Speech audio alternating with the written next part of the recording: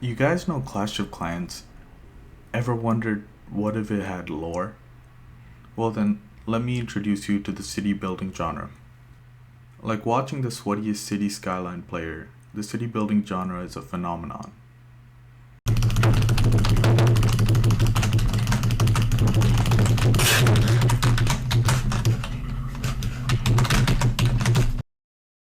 And the story is replaced with an Excel sheet with lore.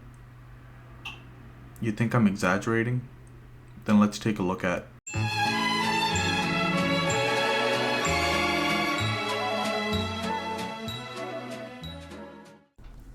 For the sake of brevity, I'm calling it Slime. Slime is about a guy who gets reincarnated as a slime, and then accidentally becomes the CEO of a small country. It's technically an isekai, but that doesn't really explain what's going on here. Because what actually defines shows like this isn't the genre, it's the tropes. You start seeing the same patterns everywhere. Build a village, turn it into a nation. Characters with stats, skills, and pop-ups. Problems that exist just to be solved and upgraded past. These aren't genres, these are systems. And I'm not even kidding about the pop-ups. Some of these shows have so many, it starts to feel like your computer is about to.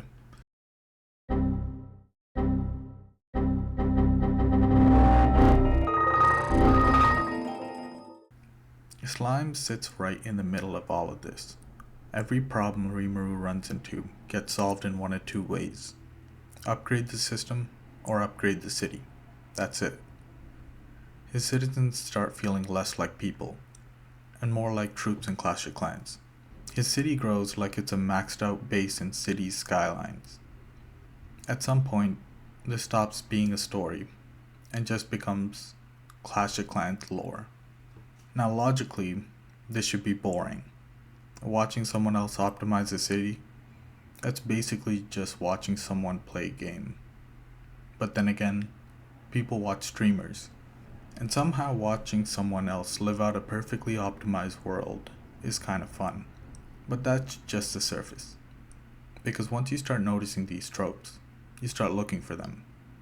Not a specific story, just the feeling. And that's when things get a little weird.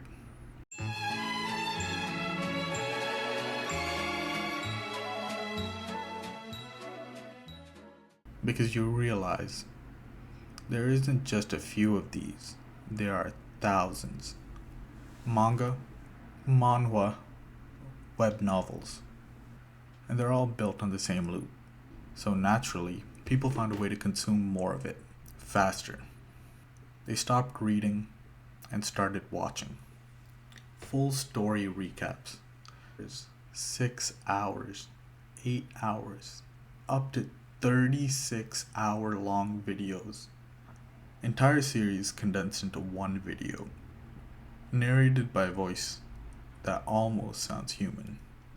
You'll have a massive war arc, emotional character deaths, political tensions between nations, all being read like a grocery list.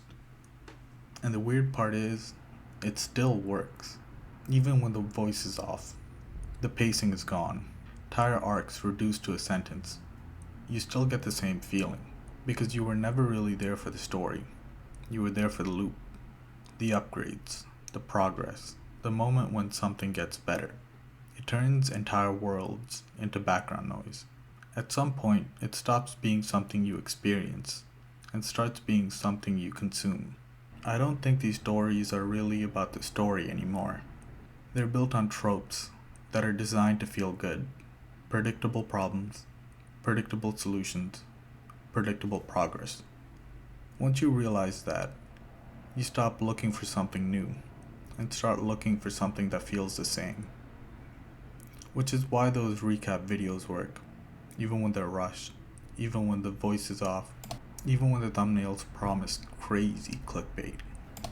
Because you're not really there to experience a story, you're there to watch things get better. It's like watching someone upgrade their base in Clash of Clans. You don't need every detail. You just want to see what it turns into next. Bigger city, bigger characters, higher numbers. And maybe that's why these stories are everywhere. Because they don't just tell you what happens next, they guarantee it gets better. And honestly, sometimes that's enough.